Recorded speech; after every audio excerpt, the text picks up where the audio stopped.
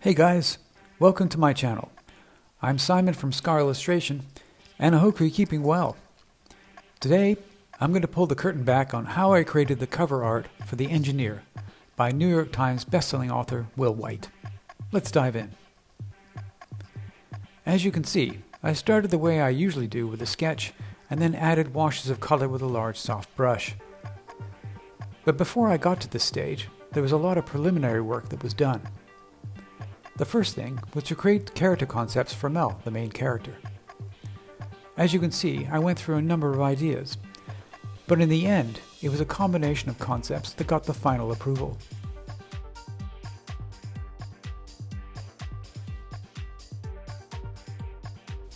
After that, the robots needed to be designed. Drawing and painting mech is not something that I've done that much of, and it was definitely a challenge. And because of that, I spent a fair amount of time creating the initial sheet of concept designs. With that said, it was also fun and intriguing to be creating something quite different from my usual wheelhouse. Before I started on the concept art, I looked through a ton of reference, because not only did it have to look interesting and functional, but it also had to fit in with the aesthetic that Will was after. Once the concepts were approved, it was then time to create some thumbnails of the front and back cover. When I was creating these, I was thinking about how I could showcase all the elements, create a dynamic composition with a focus on the main character, and have the illustration read well over the front and back covers. That was not an easy task and took quite a bit of planning and consideration. And these are the thumbnails that I initially came up with and sent in for review. And the feedback was that the thumbnail number 1 was deemed to be too much like the first cover in the series, the Captain. The third thumbnail was competent but not really dynamic enough, which left the second thumbnail as the clear winner of the bunch. I was then tasked with creating another batch to develop some more ideas to see what would surface. In the second round, number 2 was okay, and number 3 was a completely different take and so therefore interesting. But it was number 1 that was still the winner and which got the final approval. And after that, it was time to create some color sketches. The first one that I created was a little too dark and monochromatic. So I went back and introduced a slightly different lighting setup, as well as adding some other secondary colors to break things up a bit. And this version was approved. Now that the concepts, thumbnails, and color sketch were all done, it was time to start gathering reference. I spent a considerable amount of time looking for just the right references for this painting, as well as taking my own reference photos. I took a number of photos but settled on these 2 of my wife, as I couldn't recreate the lights from the sketch in our apartment in a single photo. For the robots, I took some photos of myself so as to get everything roughly where it needed to be in perspective.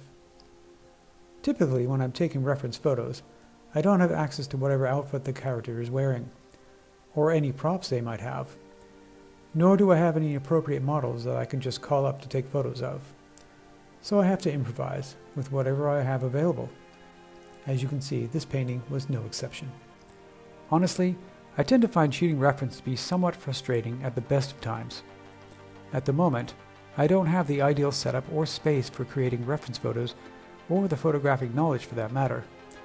It's usually shot with my iPhone either as a photo or as a screenshot from a video.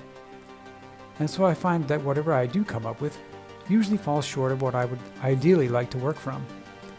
But saying that, any reference that I do take is better than nothing, even if it means that I have to combine 5 to 6 photos to get the info that I need.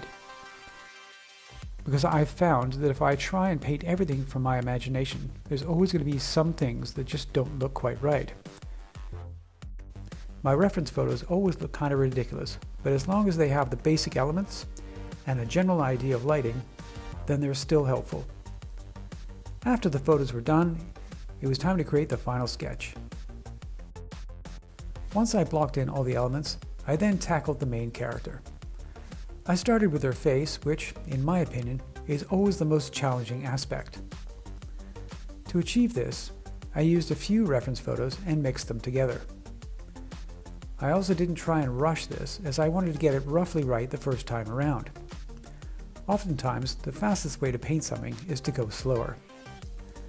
I find there's a sweet spot where I'm going at a certain pace that's expedient, but not so fast my brain is not able to absorb the changes and gauge as to whether or not they were successful. I then moved on to the rest of her outfit. At this stage, I'm just looking to describe things in more of a global way rather than only concentrating on one small area before moving on. For example, I didn't completely finish the rendering on the main character, and the reason for that is that as the painting progresses, I will always need to change elements so that everything fits together. So there's no point in finishing one area and then moving on to the next, as I'll effectively have to paint things multiple times, which isn't terribly efficient. Next, he was on to adding details to the robots. As I mentioned earlier, painting the robots was pretty challenging, and getting the perspective right was definitely one of the more difficult aspects of this project. As you'll see, I went back over the robots a few times with some perspective lines before I was happy with how they were looking.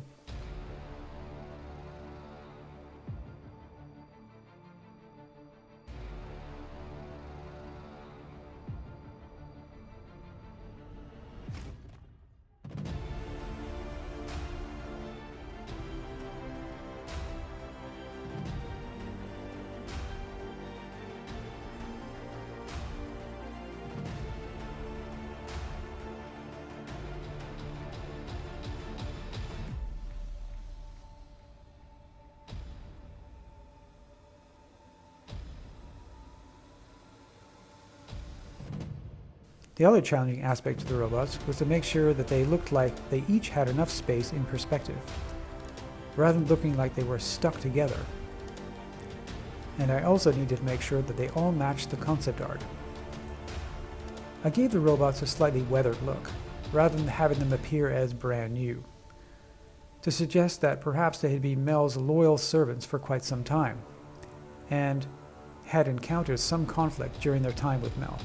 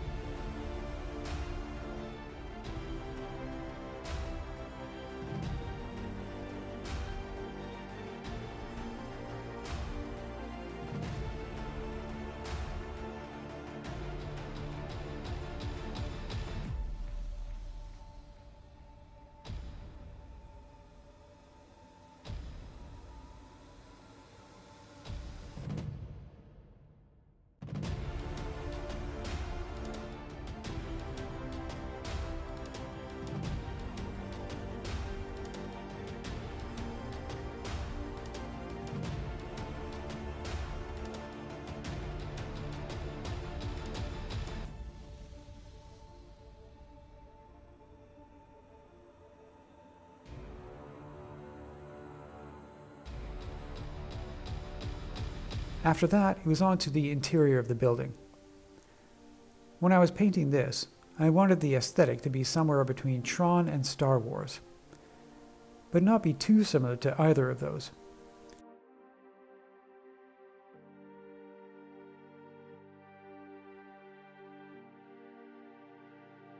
I played with the idea that the ceiling would be much like a warehouse and added some exposed pipes. But in the end I went with a cleaner look as I felt it would fit in better with the world.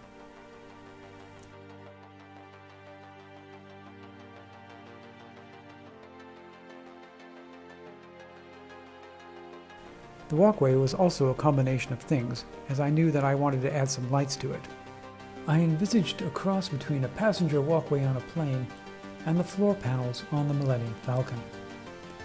I also wanted the surface to be somewhat textured, rather than perfectly shiny, but still reflective. And the reason for that was so that I could include some reflective colors to the bottom area of the cover to break up the darker tones.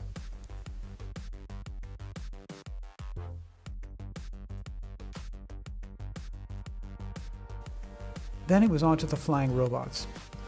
These little guys were fairly complicated, and so the challenge with them was to not go too crazy with the details. They were pretty small in the overall scheme of things, and so once zoomed out, most of those details would be lost.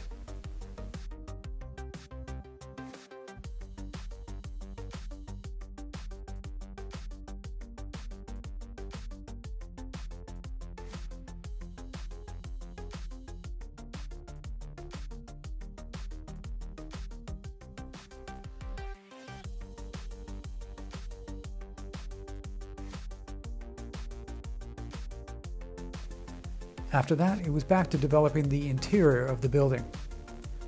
I started with the control panel by the door. I looked at a ton of examples from sci-fi TV shows and movies, whilst trying to come up with something that would fit in. The initial design was okay, but I wasn't super happy with it. And so, rather than noodling with it, I left it there, as I knew that subconsciously I would keep working on the design.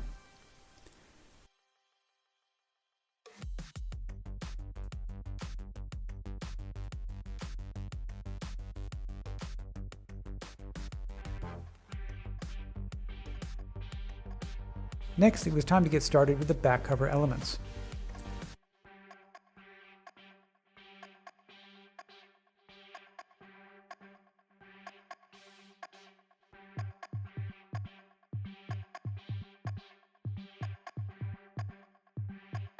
I envisaged the building to be something akin to scientific research facilities found in the Arctic or Antarctica. I also looked at a ton of concept art and even some of the building designs from the movies such as The Thing and The Empire Strikes Back as inspiration, whilst keeping in mind the aesthetic of all the other elements.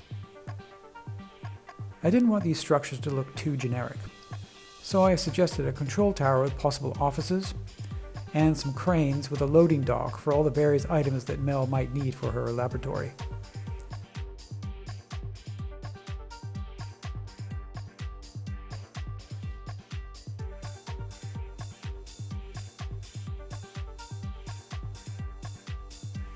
Then it was on to the spaceships.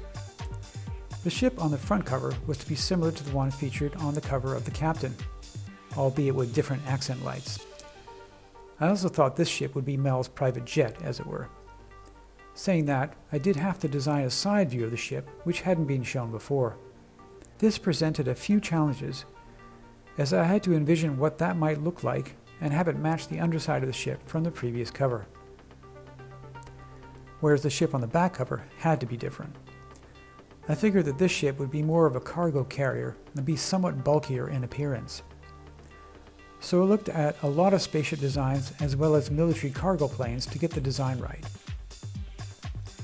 With that in mind, I added a cargo ramp at the rear of the ship as well as some random crates.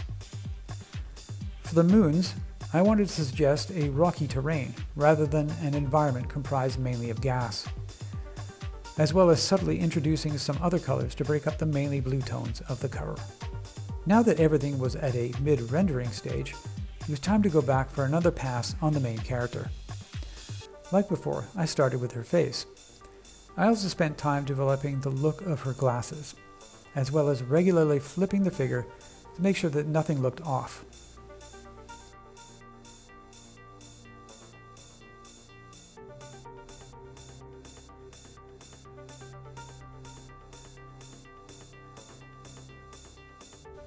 I fixed the lighting on the glasses and sharpened up the overall form. I also added some walkway reflections to the lenses.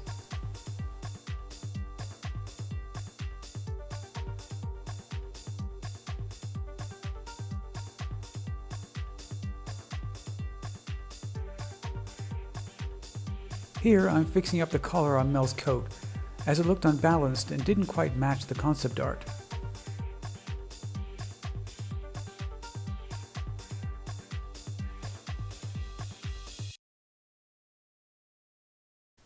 Then I added some shadowing.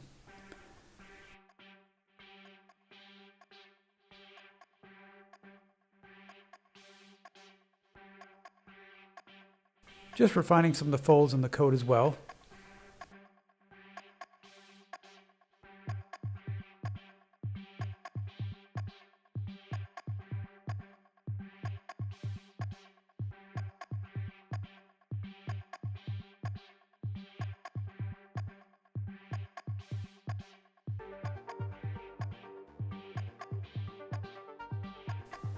and sharpening up some of the details on her gloves, armband, and the device she has hanging from her belt.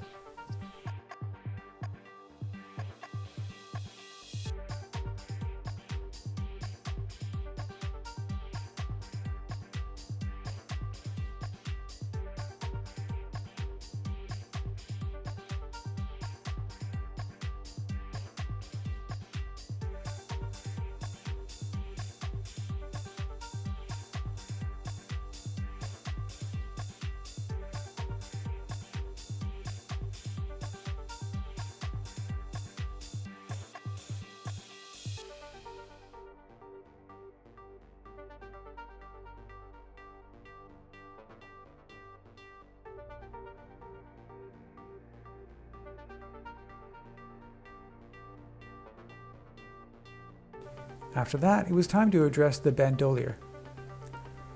I wasn't that happy with the way it looked after my initial painting pass, so I decided to completely redo it. And that meant painting over it with all the details that would appear underneath.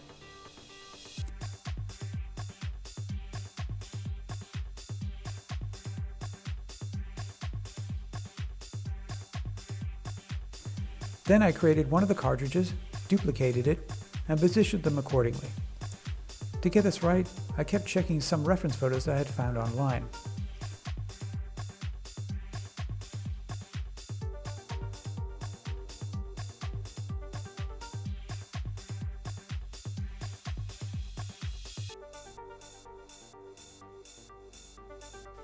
I then added some snow to the bottom of Mel's boots to further suggest that she just walked in from the snow.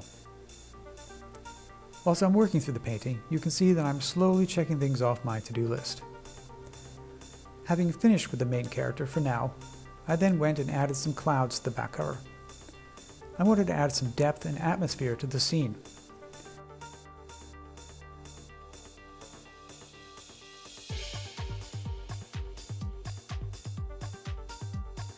And then was back to the robots on the front cover. Here I mainly addressed the lighting, as well as making sure that they looked like they were receding into the background. I also decided to have one of the robots looking slightly towards the main character, as opposed to just staring straight ahead like the rest to break things up a bit.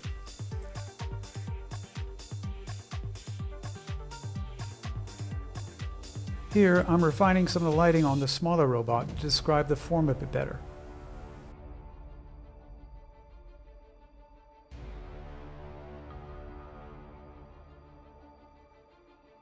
For the next robot in line, I strengthened the rim light so as to help separate it out from the next robot.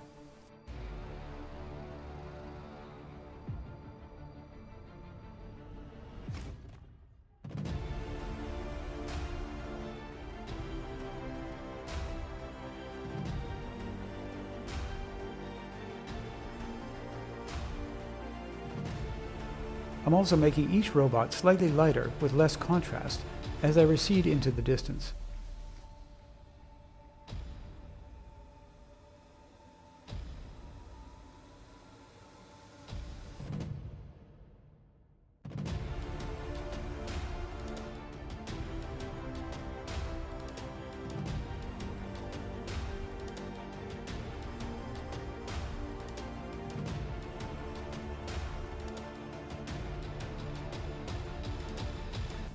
One last perspective check on the small case-carrying robot.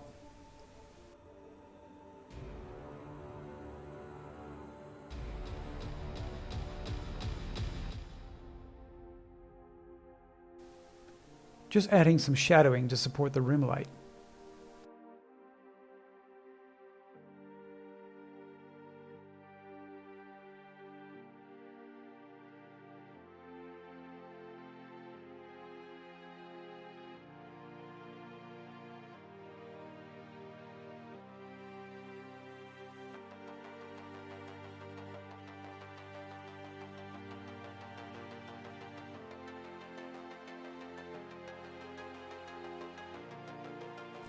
And finally, I added some snow around the feet of the robots.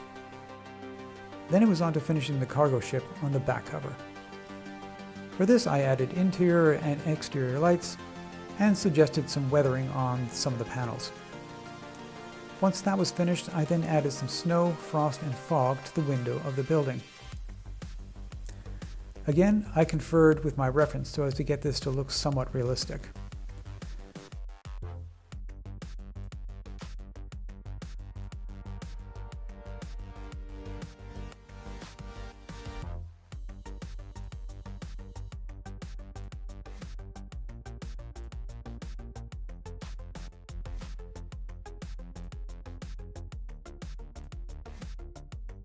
I then went back to the building interior to finalize some of those details. I fixed the overall design of the wall panels and added a subtle texture to them. I also rehashed the control panel, which ended up having a Star Wars/2001 Space Odyssey vibe to it, and moved it over to the other side of the door.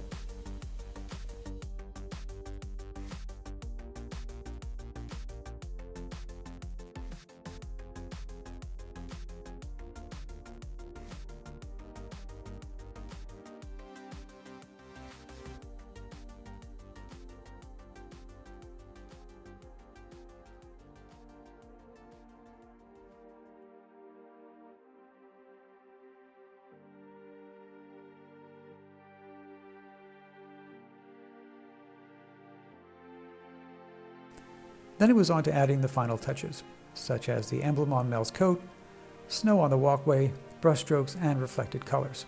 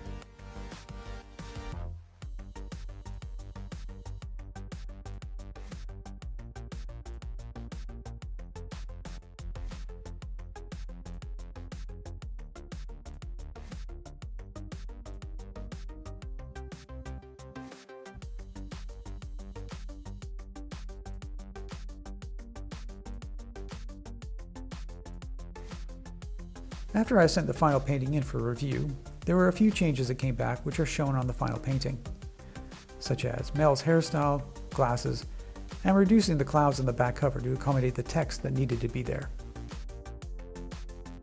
This was a super challenging cover illustration from many different aspects, from creating the concepts for Mel and the robots, designing the composition for the entire cover, sourcing and creating the reference materials needed, and to bringing all those elements together to create a cohesive illustration.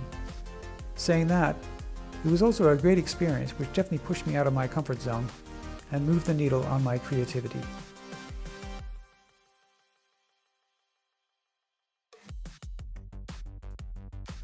Hope this was helpful, and let me know if you have any questions in the comments below.